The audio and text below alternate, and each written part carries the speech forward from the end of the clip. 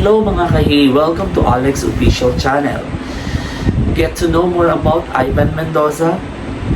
Aside from doing pageants, modeling, and being an ambassador, Ivan Mendoza Las of Balete, Batangas dreams to be an actor someday. Being close to his ultimate goal, he does shootings, which he enjoys since it allows him to showcase his talent and capabilities to everyone. Despite 9, Lord is more than his height. He is a TikTok influencer and a brand ambassador. So ngayon mga kahi, ngayon yung witness, magkakaroon kami ng live interview with Ivan Mendoza of Balete, Batangas. So paano yan mga kahi? Makikita nyo siya sa live interview ngayong araw na to. Maraming salamat! Okay, magandang umaga mga kahi! Ayan. So, nandito tayo ulit sa Alex Official Channel. So, ngayong araw na to, i-interviewin natin ang isa sa candidate ng MIP 2023. So, ngayon nandito siya sa ngayong araw na to para interviewin natin. Ito ang tinatawag na fast talk. Ayan.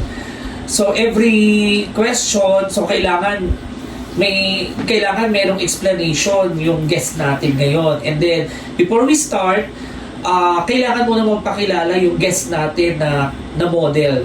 So paano ba yan mga kahiling? Hi guys, my name is Ivan and yung mga nasabi nga sir na I'm from MIPH itong 2023. Isa ako sa mga candidate and I'm from Batangas, 21 years old and student and artist. Yan. Ito palang gagawin natin is fast talk with Paliwanag. Actually, first time ko siya marinig. So let's go!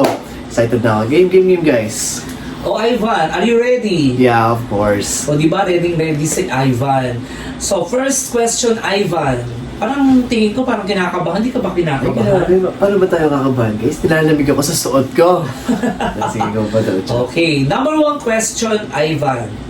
Sex or chocolate? Chocolate tayo dyan. Why? Kasi experience ko na isa eh. Chocolate hindi. Okay, lights on or lights off? Ako talaga, gusto ko talaga lights off. Pero minsan gusto ko makita yung mukha niya. Siguro dim. Bakit naman? Bakit naman dim? Parang gusto kong makita na ayaw eh. Okay. Mabagal o mabilis? Mabilis. Gaano kabilis?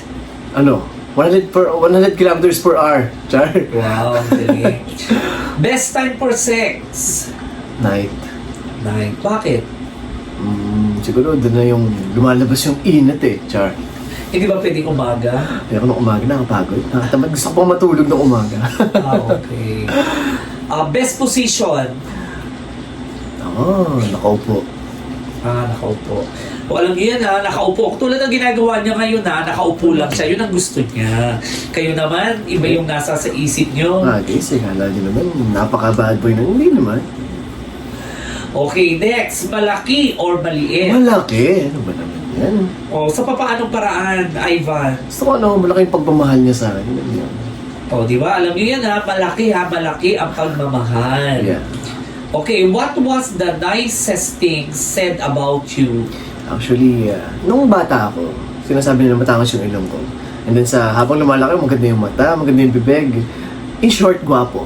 Wow. Ayan nakikita nyo naman sa personal siya. Ano ba makikita nyo sa kanya, di ba? Talagang gwapo. Di ba? Your manager is having a dinner at your place. What would you cook for him? Ako laging niluluto sa akin na papa is adobong manok. Siguro yun yung ihahanda ko sa kanya kasi yun yung feel ko na magugustuhan niya kasi gusto ko yun. Yun lang. Okay. Ano ba yung mga ingredients ng adobo, Ivan? Siyempre, hindi mawala yung toyo, suka, then paminta. Kasi sa amin mga Batangueños, matapang talaga yung paminta. More on matapang kami sa paminta and medyo maanghang yung mga food namin. So, I think magugustuhan niya yun kasi siyempre sa night kailangan natin ng konting hot. Di ba? Alam nyo guys, hindi lang siya pang modelo. Talagang isang cook din si Mr. Ivan. Hindi ako nagluluto. Diba? Ay, di ba? Yeah. Hindi daw siya nagluluto. Sino nagluluto? Si Papa. Paano nga yan, di ba? Di ba, ang tanong ko, ano yung ihahanda mo kapag, halimbawa, nakakain yung Siguro, manager mo? Siguro hotdog na lang. Hotdog, Hotdog and egg, di ba guys? Okay. When was the last time you flirted with someone? Kahapon. Kahapon? Yeah. Ano ba ginawa mo? Yan, kausap ko lang siya. Yun lang. Wow, ang bilis naman. Yun man. How much time do you spend in the bathroom? Ay, matagal po. As in, matagal siya. Tumatagal ako ng almost 30 minutes. My God, Ivan, ano bang mga pinaggagawa mo dyan sa bathroom na yan? Ligo lang tayo. Siyempre, kailangan natin kususin bawat paligid ng katawan natin para... Ayan narinig niyo mga ka-hey. Okay, the person you would like to see as President of the Philippines? The person that I want to see na maging president is, I think, si Papa. O bakit? Ba't mo nasabi na si Papa mo? Pangarap niya kasi yun. Pangarap niya mamuno. And gusto ko siya makitang namamuno. Ayan. Okay. Ano ba yung, sa tingin mo, yung nagdi-describe sa Papa mo at siya yung gusto mo na maging presidente ng Pilipinas? Ano ba yung katangi-tangi na katangian Ano? ng Papa mo? Siyempre guys, kung ano yung makikita niyo sa akin, yun yung katangian ng Papa ko. And gusto ko mabahagi kung ano ako sa inyo. Alam niyo yun. Gusto kong siya na yung magbahagi kung paano niyo ako vinild as Ivan na nasa harap niyo ngayon. So gusto kong ma-share niya kung ano yung mga binigay niya sa aking aral. Para at least alam niyo din, di ba? Okay, so narinig nyo yan kay Mr. Ivan. What is your greatest achievement? For now, lagi akong confident sa kahit na anong araw. Like, yung confident kasi sa achievement sa akin. Kasi yun yung nagpo-focus sa akin para gawin yung bawat goal ko sa araw, bawat growth. Alam niyo yun guys, like, alam niyo yun, yung feeling na you have a bad day pero confident ako na magagawa ko pa din yung mga goal ko ngayong araw. Yun lang yung achievement ko na pwede kong ipagmalaki pa sa inyo. Yun, as confident ako na kaya kong gawin yung mga bagay na Diba? kailangan kong gawin. Well, di siya nahihiya, makapal talaga ang mukha Oo guys, gusto nyo masaya ko dito sa harap nyo, Char. Yun lang yung kaya ko. Kasi I think, yun yung gusto ko eh.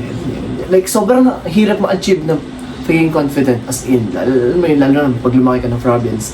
Like, almost mga nandun is, ano yun, sabihin na huwag kang masyado makulit.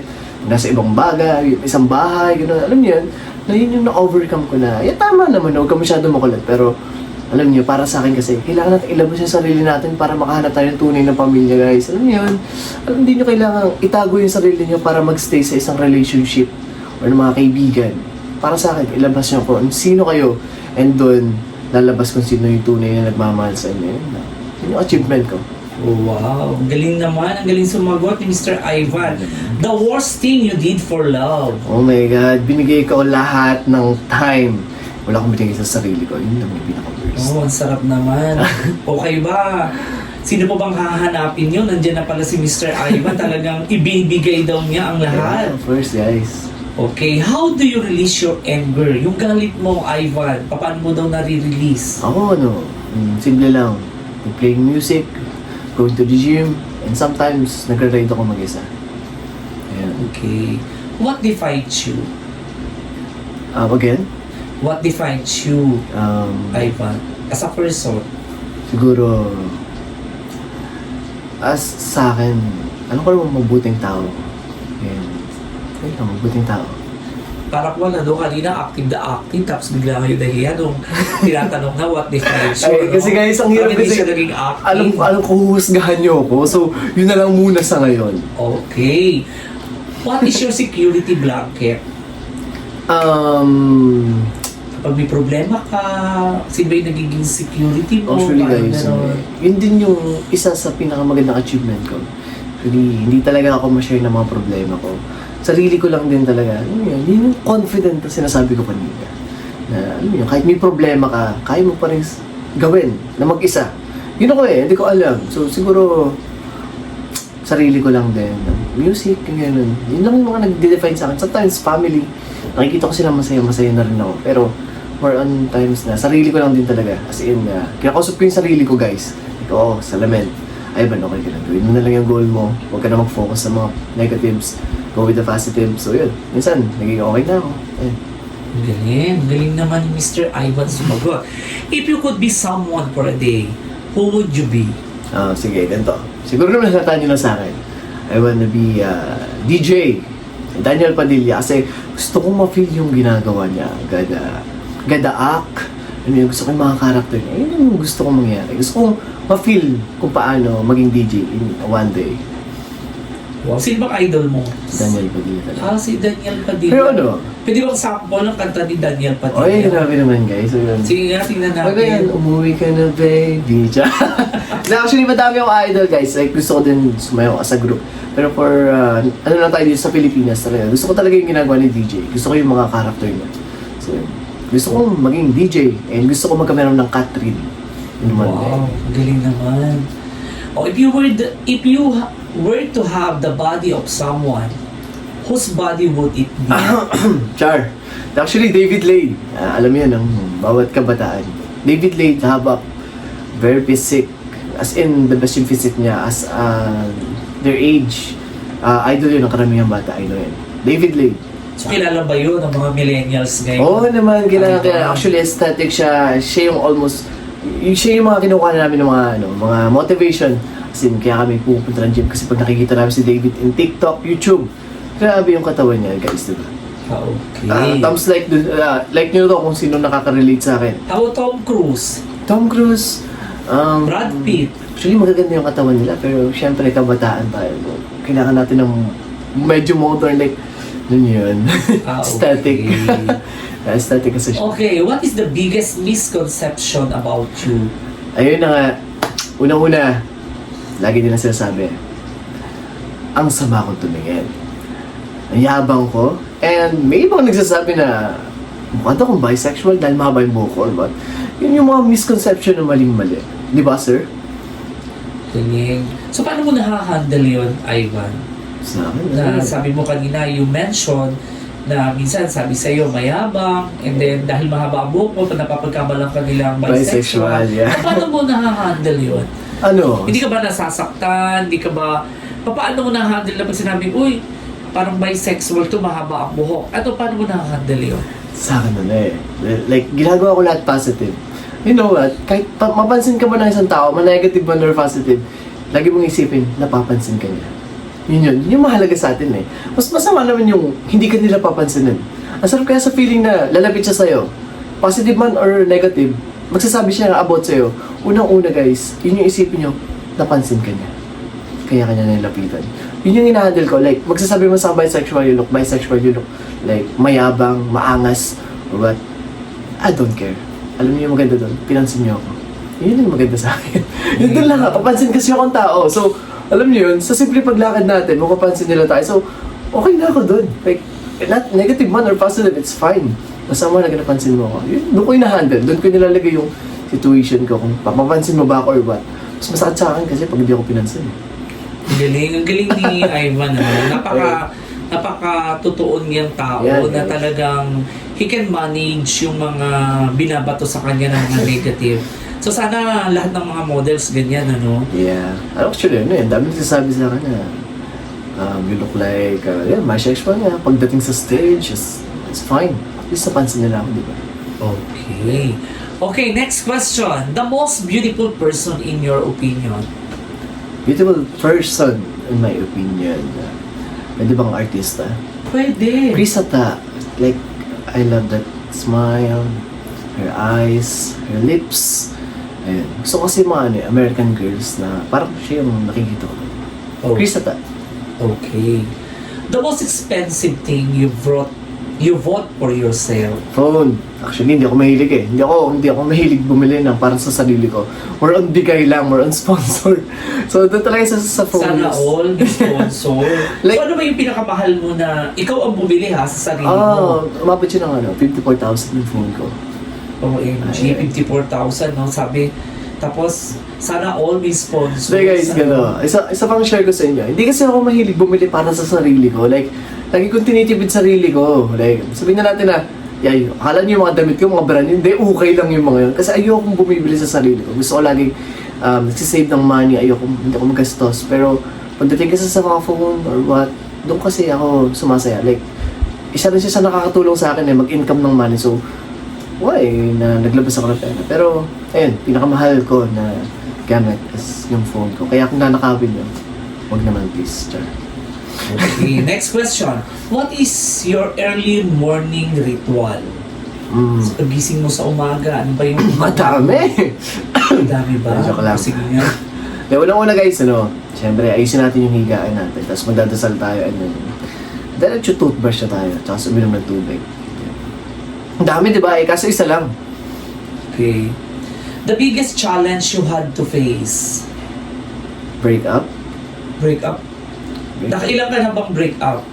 Siguro tatlo. Tatlo lang guys. Yan, kung babaero pala to. O hindi, grabe. Meron nga dyan mga 10, di ba? So yung pang tatlo na yun, pinagsabay-sabay O mo? hindi naman po. Grabe naman. So hindi. So Yung dalawa lang. Char. Oh, di ba? Hindi, guys. Joke lang. Oh, joke lang yun. Joke lang yun, guys. Mabait tayo, guys. Mabait siya. Okay, next question. If you can plan, oh my God, what? Next question again. Next question na.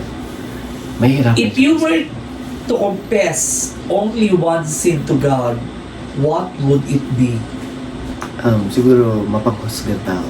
Pero hindi ko lang sinasabi. Ayun. So, ibig sabihin, mapahusga kang tao. Ano? Dinajudge ka, di ba, as mentioned Yeah. during yung series of interview. Sabi mo nga, you judge negative, pero in vice versa, no? Ikaw din yun. Ano yun? Judgmental ka rin. Actually, yung pag-judge. In what way? Paano mo napapakita na judgmental ka? Ayun. Ang pagka-judgmental ko kasi sometimes, siyempre mga lalaki tayo, kahit naman babae, medyo, nakakita tayo ng, alam natin, mas pogi sa atin, mas maganda. Medyo na-judge natin sila. Pero sometimes yung judge ko kasi is, positive lang para sa sarili ko. Okay? Kasi sabi ko na, diba, yung confident nga, diba, like, alam natin na mas gwapo to, pero kailangan natin mas umangat. Alam mo yun, like, syempre, for my judging is, mas pogi ako dito. Kaya ko to ba? Ganon, like, judging ako like, mayaman lang to, ganito.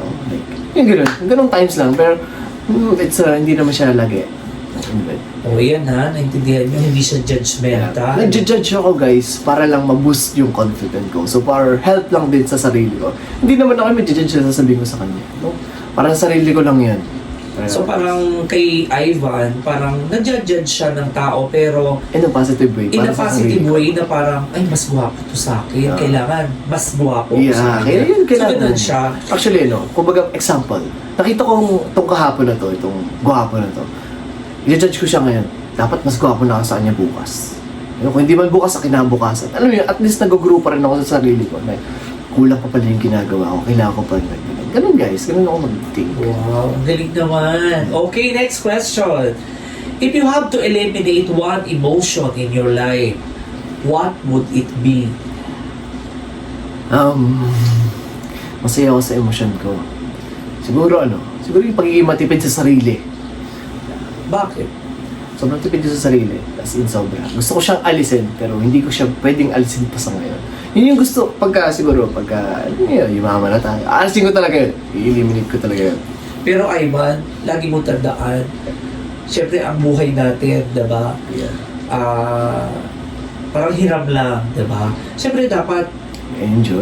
i-enjoy mo kasi bata ka pa, alam mo yun, i-enjoy mo kasi bakit yung bandang huli nung ma-realize na bakit hindi ko to nagawa, ang dami ko palang dapat gawin. Sa sobrang pagtitipid ko, pati sarili ko napabayaan na kailangan may time ka na i-treat mo naman yung sarili mo sa lahat ng mga karera mo sa buhay, sa lahat ng mga pagsubok o lahat ng mga contest na sinalihan mo, lahat ng racket. Treat yourself. Thank you. Maganda. Kasi alam mo, kapag ganun kasi, oo, nandun tayo na nag-iipon. Pero at the end of the day, hindi pa rin kumpleto eh. Parang nag-iipon ka para saan? Para sa future mo, dahil may bibilin ka. Pero dapat intindihin mo, unang-una ang sarili mo kasi ang sarili mo napapagod yan. Hindi yan yung robot na kapag sinusian mo, sige tumakbo ka. Ang tao, kapag hindi na niya kaya ng katawan, pero ang isipan napapagod. Kaya Mr. Ivan, ayaw ko lang sa'yo, huwag masyadong matipid. Alalahanin mo, kaya ka nagkakaroon ng racket, nagkakaroon ka ng pera, nagkakaroon ka ng sponsor, dahil yan sa sarili mo. Alam mo yun, na-experience ko yan eh. Huwag mo masyadong abusuhin yung sarili mo. Alam mo, i-treat mo yung sarili mo kasi ang sarili natin, nagtatampo din yan sa atin. 'Di ba? So, yun lang yung mapapayo ko sa'yo, Mr. Ivan. Grabe. Maraming salamat sa inyong sagot. So, ang next question ko naman sa inyo. Char! Dahil. Bakit ako? Okay. Maraming salamat, Sir Alex. Grabe. Thanks sa advice. Dadaling ko talaga yan hanggang sa paglaki natin. Okay, last two questions. Uy, last 2 question. Kutom na Yes. ako. What is your idea of perfect relaxation? Sa akin, sleep talaga. Sleep. The best ako. Paano yan kapag mag-date kayo tapos sleep ka lang? Hindi. Date ba? I'm so sorry. Hindi, halimbawa, sabi mo kasi yung relaxation mo, yun. So, paano pag kuha ka, may ka-date ka tapos inaanto ka? Ano mo mahahandle? Siguro doon naman iba. Like, ako kasi more on nature talaga ako. I love sa mga matataas na lugar. Like, gusto kong mag-hike. Yun, mag-hiking, tumambay sa mga forest, tumitig sa mga malalaking puno. Yun yung mga gusto kong gawin. Pero in bahay, general tayo. Gusto ko talaga mag-sleep for my relaxation. Pero if kung lalabas ako with someone, gusto ko talaga i-enjoy buhay. Like, nature talaga yan. More on, ayoko kasing magsaya. Ano yun? No? Parang, punta lang rides para magsaya. Ako kasi hindi eh. Like, so mas nakaupo lang, titig lang, nag-iisip. Pero yung titig na yun, may ibang mga kahulugan yun, di ba? Ivan? Siyempre, pag crush ko, iba yung kahulugan. O, di ba yun ang sabi ko eh. Yung mga ganyan mga seryosong tao, minsan iba rin yung tulo niya. Di ba? Iba yung naiisip niya, di ba? Nice. Mabuti pa yung talagang ipinakikita mo, ini-express mo yung sarili mo. Kasi alam mo yung tao, pero kapag nakuwag ka, kapag tumahimik niya, baka mamaya iba na iniisip niya. Baka mamaya tumalon sa ilong. Malay nyo, di ba? Diba? Tama yun, lagi niyong bantayan, guys. Okay, last question, Mr. Ivan. What would you want to hear from your guardian angel now?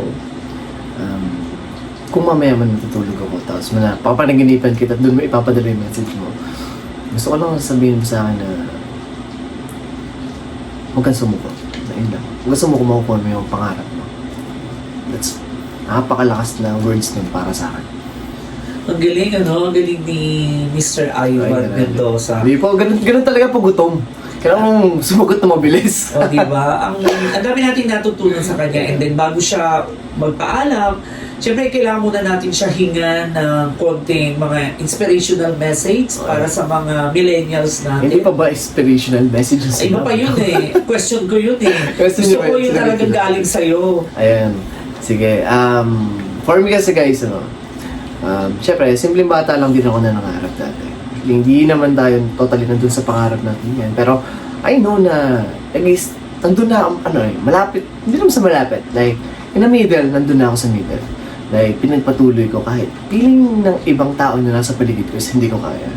Pinatunayan ko sa kanila na madadating at mararating ko itong mga ginagawa ko. Mapapatunayan ko sa kanila na magagawa ko yung mga sinabi ko. So sa akin guys, be positive. Always be positive guys. Marami mang negative sa paligid natin pero marami ding positive sa atin. Yun na, like kaya na sinabi ko kanina. Huwag nyo nang intindihan yung negative. Negative is lagi nandyan. But positive is kayo yung magkocontrol dyan. Yun lang guys. Be positive na. Bye! Kakain na kami! Thank you for watching mga kahe. Hope you enjoy. Don't forget to like, share, subscribe, and click the notification bell for more updates.